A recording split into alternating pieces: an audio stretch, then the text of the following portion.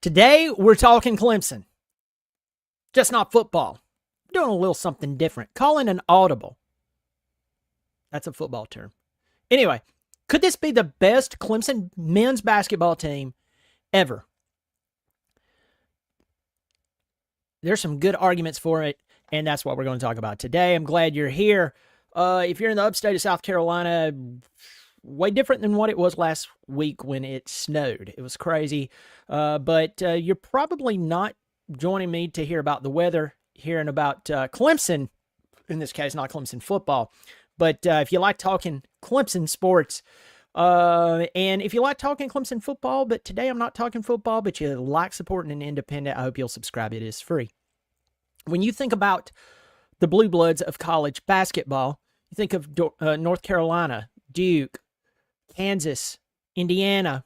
If you go way back in the years, John Wooden's team, who won 11 national championships, and up until recently with Danny Hurley up at UConn winning 2 national championships in a row, they're now tied with North Carolina or Duke as one of the top teams to win national championships.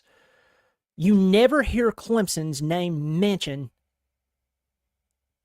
in the upper echelon of in college basketball. You hear about them being a football school, a baseball school, a soccer school, a golf school, way before you'll hear them being a men's basketball school. And they have to play in the ACC, and I know North Carolina's down this year, but normally it's Duke, North Carolina, and then some team who decides they're going to be good for a few years, just like Virginia won a national championship in 2017. But it's never really Clemson. Now, if we look at Clemson basketball historically, 2 of the best teams to ever stick out to us in our mind until last year was that 1979, 1980 Bill Foster team that went to the Elite Eight. Then you'd have to move on into the, that was 1979, 1980 with Bill Foster. Then you'd have to go to that Cliff Ellis team. That Cliff Ellis team in 1989, 1990, who won 26 games, made it to the Sweet 16. You could talk about the 1986, 1987 Cliff Ellis team that won 25 games. And through the years, we had a couple of good moments with Rick Barnes, Oliver Purnell. But you get to Brad Brownell. Guy came in 2010, 2011, and in his very first year, got Clemson to the NCAA tournament. They were 22-12. And then after that, it wasn't until 2017 to 2018 that he got Clemson back into the big dance. They went to the Sweet 16. Then there was a hiatus again up to 2021. And then in 2022, 2023, there was a lot of questions about whether Clemson was going to keep him around. They signed an extension for him. He went out and lost to Morehead State in the NIT. It didn't make sense. And then last year happened. Last year, the team made it to the Elite Eight, only the second time in school history. He had P.J. Hall, the unbelievable talent out of Dorman High School in Spartanburg. They went 24-12. Now, yes, they got knocked out of the first round of the ACC tournament, something they've never won. They've never won the ACC tournament, and they've never advanced beyond the Elite Eight. Now, let's talk about this team's season and what's going on with them at this moment. Right now, the Clemson Tigers only have 4 games left in the season. They have Notre Dame, Virginia, Boston College, and Virginia Tech. And if you were to look at this team and you were to ask yourself, how are they the favorites going into these games? And it's obviously yes. It's obviously yes because Notre Dame, who used to be solid at basketball, is no longer solid at basketball. Notre Dame is near the bottom. Boston College, near the bottom. Virginia, Less than a decade removed from winning a national championship, near the bottom. Virginia Tech, near the bottom. But where are our Clemson Tigers in basketball? I'm glad you asked that, my friend. They are second in the ACC. Yes, folks, not in football, basketball. Men's basketball. Who are they second to? Duke. A Duke team that is 15-1 in conference, and their only loss in conference, you guessed it, to the Clemson Tigers. We remember that game.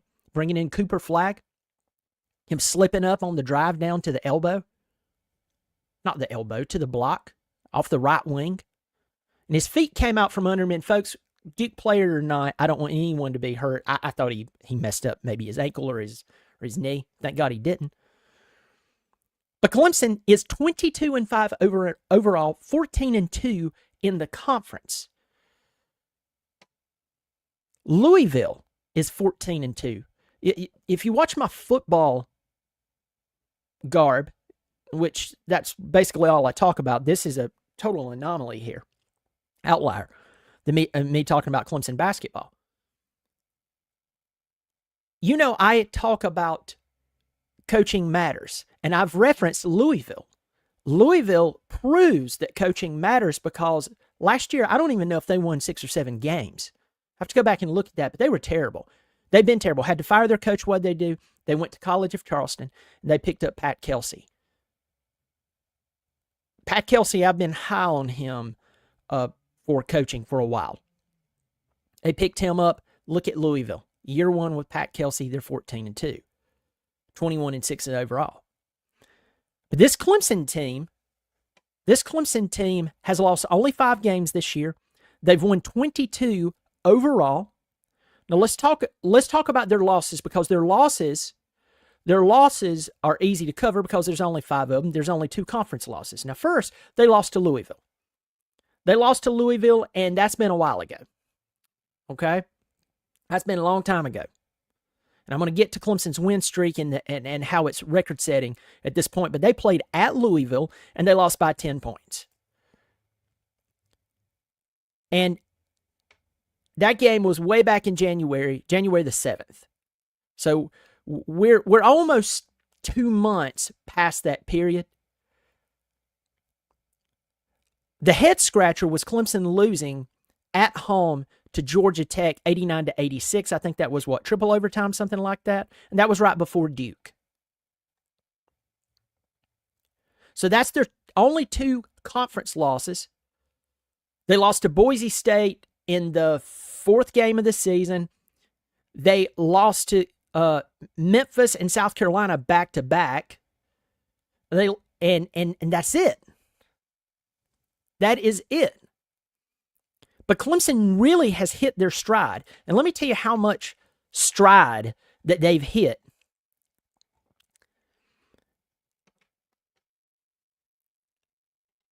With the win against SMU over the weekend, Clemson set a new school record for most consecutive ACC road wins with 6. They also tied the school record for wins in the conference with 14 wins. They have won 10 out of their last 11 games. And as I said, they have 4 games that, they're going to be heavy favorites in.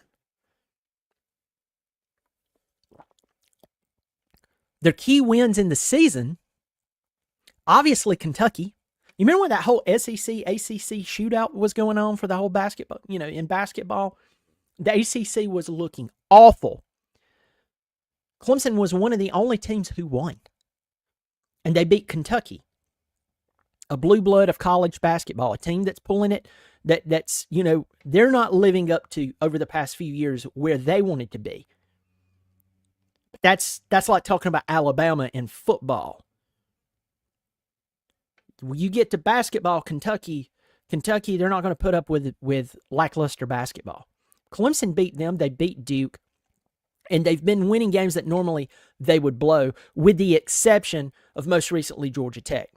Now let's talk about Clemson in the sense of who are their leading players? Now, Chase Hunter's been around the program for a while. He got an extra year of eligibility. He's averaging 17 points per game. And if you go and you look at the ACC men's basketball player stats for this season, the leading scorer list, Chase Hunter is number 7 on the list for leading scorers. You drop down to number 33, Ian Shefflin, Victor Locken, the transfer out of Cincinnati, Jaden Zachary's at number 41, right behind Locken. Got him out of Boston College, if my memory serves me correct. He was the guy who actually had a crazy performance against Clemson in the ACC tournament last year and subsequently knocked them out of the ACC tournament. And we were like, oh, here we go again. And Clemson had that incredible run in the big dance. Losing to Alabama. Go figure there. But what has been the difference? Let's just kind of recap this. I want to recap this right now. Clemson is 22-5 overall. They're 14-2 in the conference. They have won more conference games this year than they ever have. They have 4 conference games left, and it's all against the terrible teams that are in the bottom of the ACC. You have Notre Dame coming to town Wednesday. You have Virginia. You're at Virginia. You're at Boston College, and you have Virginia Tech. Finish out on the 8th. But what has changed? I want to talk about what has changed in Clemson basketball. Here's what's changed. First off, Brad Brownell, I've said this in times that I've mentioned the basketball team. I really believe that Brad Brownell is actually a really good basketball coach. I'm not saying he's Coach K, but I fully believe that Brad Brownell is a really good basketball coach who has coached for a team that he didn't have to be the best coach. I could have said that better, I know. If Brad Brownell coached at Kentucky, he would have to step it up, but he coaches at Clemson. It doesn't matter if he goes 3 or 4 years without making the NCAA tournament. He hasn't broke anything. And I think that has been to his detriment. Also, Brad Brownell is has always fielded really good defensive teams. Really, really good defensive teams. But I've said, again, his problem is scoring.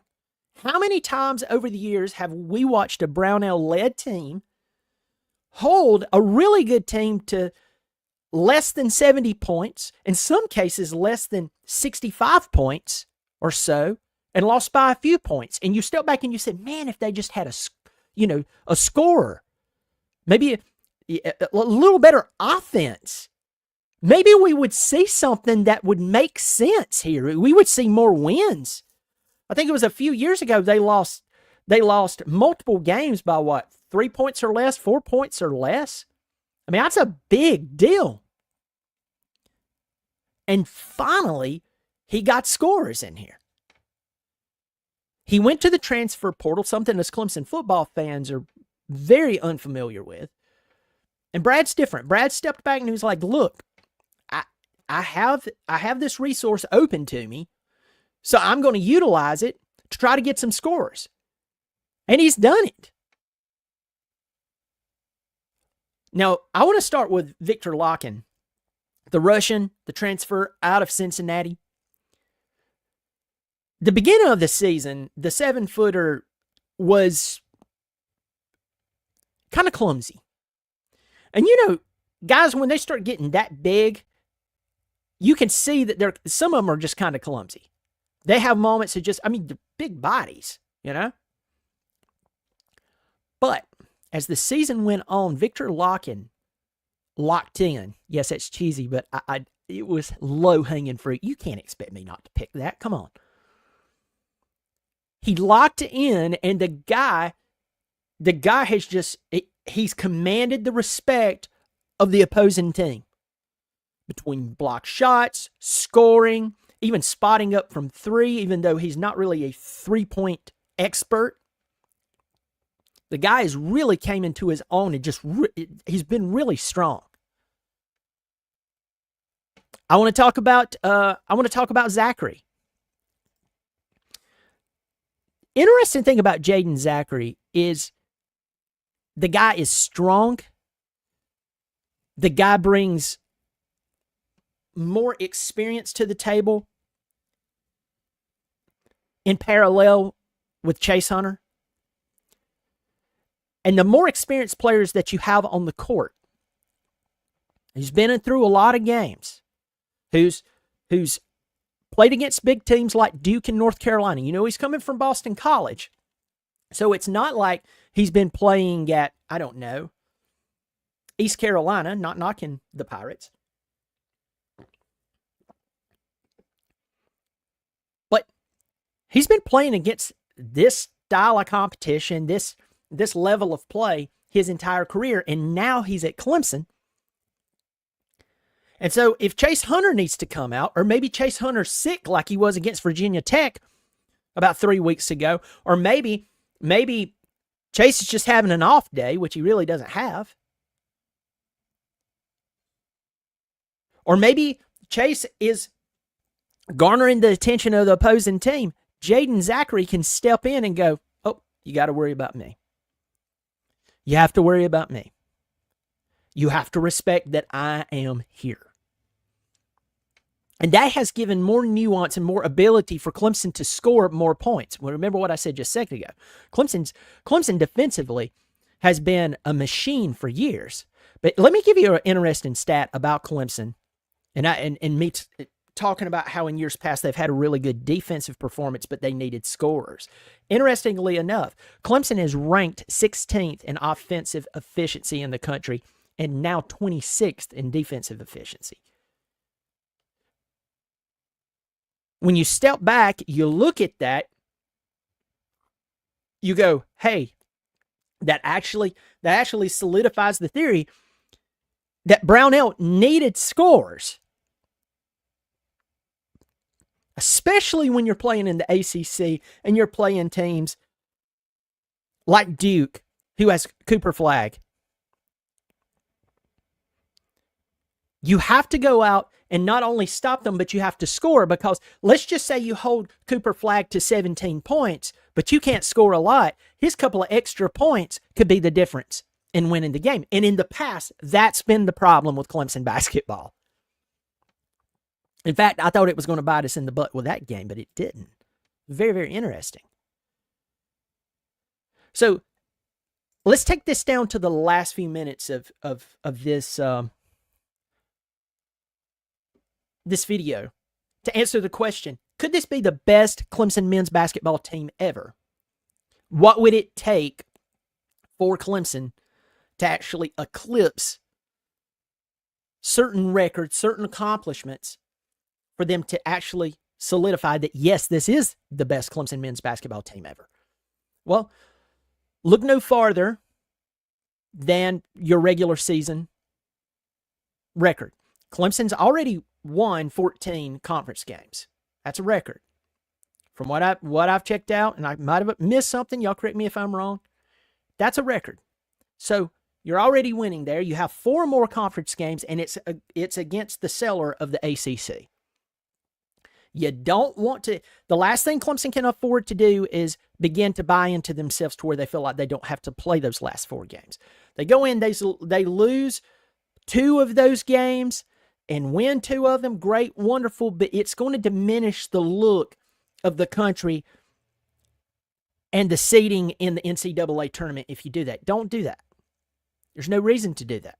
Don't get your eyes off the prize, another cheesy statement, like you did with Georgia Tech right before Duke. Can't blame you. Georgia Tech's nothing to write home about. It's not like you're playing against Jack or Stephon Marbury, one of those teams many years ago.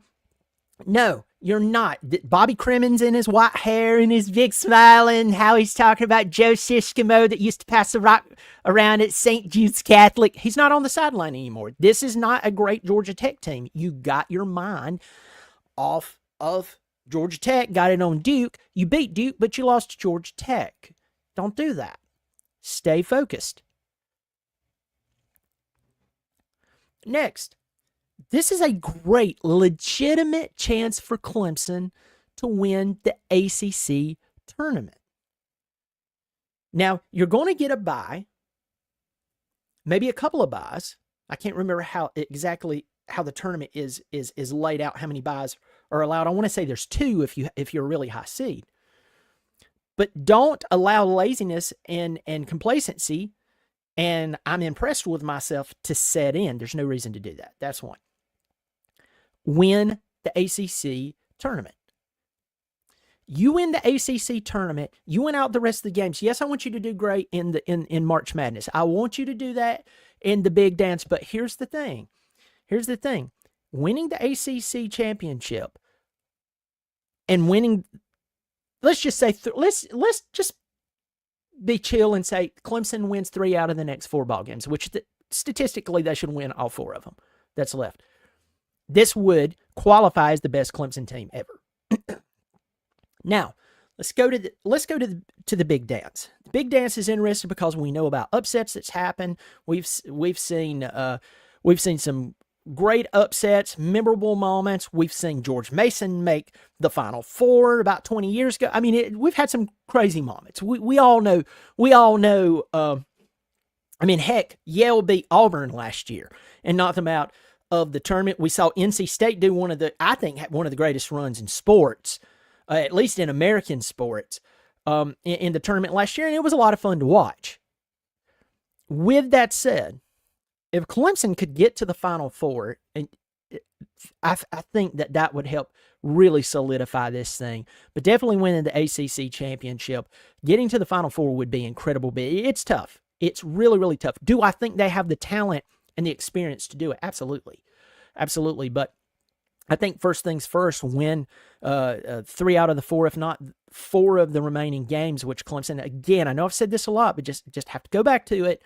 I know it's Clemson basketball, but they're number 2 in the conference, right behind Duke, and they should beat these teams that's remaining, go into the ACC ACC tournament, stay focused, win it, and then proceed with caution through March Madness. And I think that we definitely could see and say that this is the best Clemson men's basketball team ever. Leave your comments. Let me know what you think about this. Want to get in here really, really quick. Make this fast. Hey, Brian, Roger Parks, thanks for supporting the channel. It's good to see you, my man. Thanks. See the symbol beside your name. Thanks for supporting on a monthly basis. That's a great team. I think a couple of Rick Barnes teams were really good. Yeah, that 1995-96 team went to the Sweet 16 with Buckner, Jamison, Terrell McIntyre, Andreas Jakunas, Tom Weidman. Those were really good teams. That was a really good. Yeah, you remember they beat Kentucky with Pitino there. That's nuts. Now look at what Pitino's doing at 70 years old up at St. John's. That'll make you go, wow. I thought Brownell was done several years ago, but the portal has saved his career. 100% right. You nailed it. That's the truth. I thought that Brownell, again, was coasting at Clemson because you don't have to be great at Clemson. You're always going to have all the excuses. And a lot of it's legitimate. You're always going to be able to point to North Carolina and Duke and that outlier of a team that'll be good for a few years that, for some reason, everybody wants to go play for them. And Brownell stuck around, so I will tell you this: if he continued to along that path right after that extension that they gave him, and then he lost to Morehead State, like I said earlier, I was hoping that Clemson would have went to College of Charleston, got Pat Kelsey, who is now at Louisville. I said he would have done great things at Clemson.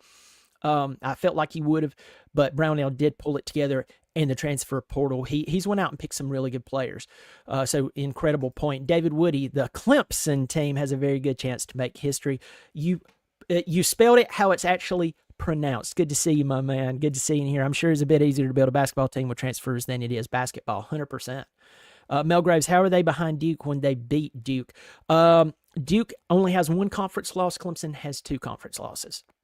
So that's where they're at right now. One of those conference losses is to Louisville, and Louisville has the same conference record as Clemson. So that's how that's lining up right now, folks. I know this is a little different, but it is Clemson. If you love Clemson, it's nice to see them do very well here. I don't talk about baseball that often, but I've been paying attention to baseball more over the past few years just because Bakich is really doing a good job.